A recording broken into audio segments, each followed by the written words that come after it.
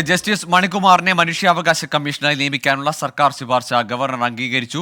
രാജ്ഭവൻ ഇക്കാര്യം സംസ്ഥാന സർക്കാരിനെ അറിയിച്ചു. ഷഫീദ് റാവത്തർ ചേരുന്നുണ്ട്. ഷഫീദ്, പ്രതിപക്ഷം ഉൾപ്പെടെ എതിർപ്പറിയിച്ച ഒരു തീരുമാനവും ശുപാർശയുമായിരുന്നു. വിവരങ്ങൾ. ഗോകുലി, കേരള ഹൈക്കോടതി ചീഫ് ജസ്റ്റിസായി വിരമിച്ച എസ് മണികുമാറിനെ മനുഷ്യാവകാശ കമ്മീഷൻ അധ്യക്ഷനായി നിയമിച്ച സംസ്ഥാന സർക്കാരിന്റെ ശുപാർശ സംബന്ധിച്ച വലിയ തരത്തിലുള്ള വിവാദം മുൻപേ ഉണ്ടായതാണ്. ഈ മുഖ്യമന്ത്രി, നിയമസഭാ സ്പീക്കർ, പ്രതിപക്ഷ നേതാവ് എന്നിവരുടെ സമിതിയാണ് മനുഷ്യാവകാശ കമ്മീഷൻ അധ്യക്ഷനെ തിരഞ്ഞെടുക്കുന്നത്.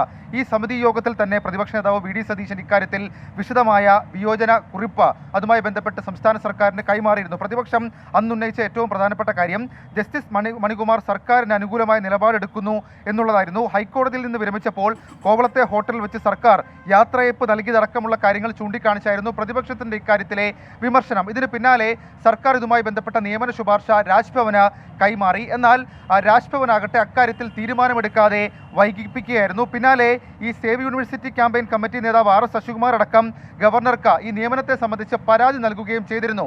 എന്നാൽ അതിനുശേഷം ഏറെ നാളത്തെ ഒരു ഇടവേളയ്ക്ക് ശേഷമാണ് മണികുമാറിനെ നിയമിച്ചുകൊണ്ടുള്ള സർക്കാർ ശുപാർശ അതിപ്പോൾ ഗവർണർ ആരിഫ് മുഹമ്മദ് ഖാൻ അംഗീകരിച്ചിട്ടുള്ളത്. ഇത് സംബന്ധിച്ച ഔദ്യോഗികമായിട്ടുള്ള അറിയിപ്പ് രാജ്ഭവനിൽ നിന്ന് സംസ്ഥാന സർക്കാരിനെ ഇപ്പോൾ അറിയിച്ചിട്ടുമുണ്ട്. ഗോകുൽ, ശരി. പ്രതിപക്ഷത്തിന്റെ വിയോജിപ്പ് നിലനിൽക്കുമ്പോഴും ജസ്റ്റിസ് മണികുമാറിനെ മനുഷ്യാവകാശ കമ്മീഷൻ അധ്യക്ഷനായി നിയമിക്കാനുള്ള സർക്കാരിന്റെ ശുപാർശ ഗവർണർ അംഗീകരിച്ചിരിക്കുന്നു. ഷഫീദ് റാവത്തറാണ് വിവരങ്ങൾ നൽകിയത്.